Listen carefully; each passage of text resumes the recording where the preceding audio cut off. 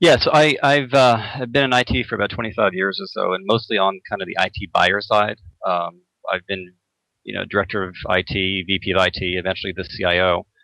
So I've been on that kind of that side of the fence for all of my career basically, and have always struggled with the relationship that you have to the IT vendor community. And when you get into the CIO position, it's kind of like throwing blood in the water with a bunch of sharks. You get hired by a company to be the CIO, and before you know it, every potential vendor in the world is calling you, trying to get your business and trying to sell you anything. And that dynamic is just very frustrating for the IT buyer, for anyone who's in an executive role as an IT person.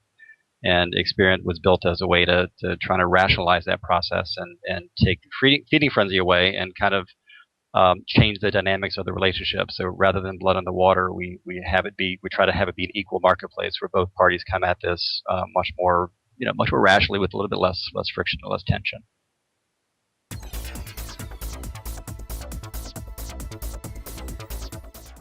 Yeah, so we have three sets of clients. Our first client is the chief information officer at enterprises. So we're dealing with the CIO from the Weather Channel, from Equifax, from the Limited, from EchoStar, the Sports Authority, et cetera. So these are the heads of IT for these companies, and they will obviously join the platform. It's a free platform for them, so there's no cost. And they bring in their entire IT organization, and it's a way for them to connect to the IT seller, to the IT vendor, and there's some other stuff with that as well. But on the second sets of clients are the IT vendor. So this would be an IBM, an Oracle, Microsoft, you name it, all the major IT manufacturers, so software and hardware manufacturers. And the third sets of clients are those manufacturers' channel partners. So if you're in Oracle, about 70% of your selling actually is routed indirectly through the sales channels, not directly from Oracle salespeople. So that they rely upon all those literally tens of thousands of channel partners that they have around the world to do the bulk of their selling to the small to mid-sized enterprise. So enterprises below $1 billion in revenue. So we sit in between that triangle between between the CIO and the two sets of selling organizations on the other side. So Oracle and then all of Oracle's channel partners. And we obviously track all the relationships between all of those, the relationship between Oracle and a channel partner, and between the project that an enterprise is putting in and the channel partner and the vendor. So we sit in the very heart of the marketplace, looking at what an IT buyer is trying to accomplish, and then connecting them and doing matching to both the vendor and to the vendor's channel partners.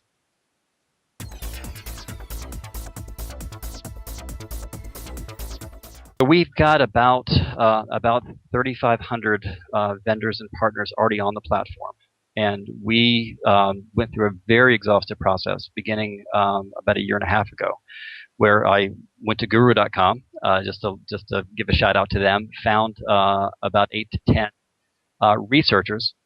So we built an initial interface into the database, and they then went out to, for example, the Cisco website, and they pulled in all of Cisco's products. That's about 800 products. All the descriptions of the products, what the products did, and then they went to Cisco's partner locator, and we identified about 10 to 15 of their partners across the country. And then we went into each one of those partners, and we pulled in all the locations and all the solutions and products that those partners sold and resold. And all that data goes into, again, to kind of greasing the innards of the system that we've got. We've got about 45,000 products already in the system, and these are a Cisco voice over IP product to a solution that a system integrator might have in the Chicago area that's a Cisco reseller. So it's a lot of data that we're doing to matching. So the core of the platform is a matchmaking platform. So we match the requirements of a project against the capabilities of a vendor or the capabilities of a solution partner or of a product. And at the same time, we also map the requirements of a project to what other CIOs have done. So there's a huge social play to this.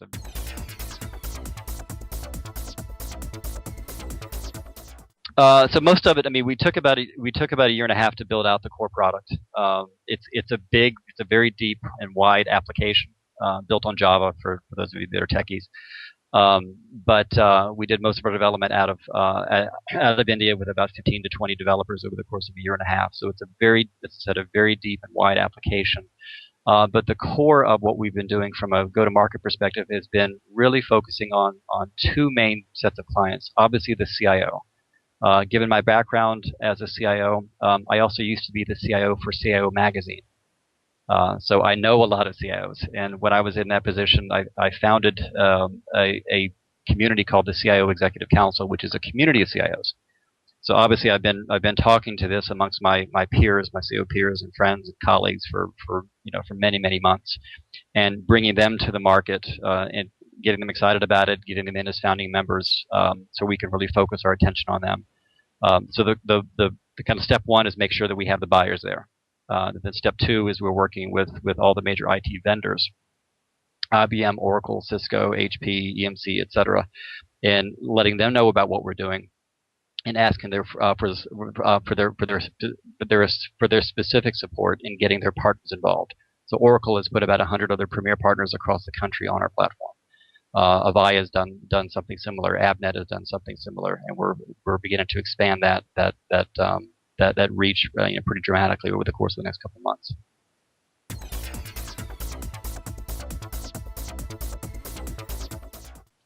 It's the logical design for the business model for where we are, and where we are is doing everything you can as a startup to conserve cash. And if we can knock off $5,000 a month in rent, then that's great. And the biggest struggle is the fact that we still, occasionally you got to get together with someone and meet face to face and get together with a team and whiteboard and all that other stuff. We do a lot of it over. Obviously, Skype is our office. We do lots of screen sharing and lots of really cool tools out there in the net space to be able to do screen sharing and content sharing. We use Dropbox as our virtual file server. We use Skype for phone calls, and we use something called Join.me for screen sharing.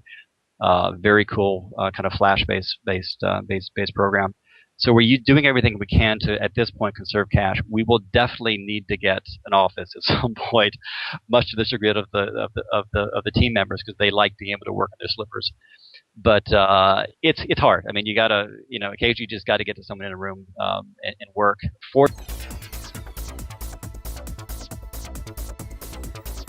I work for big companies, mid-sized companies.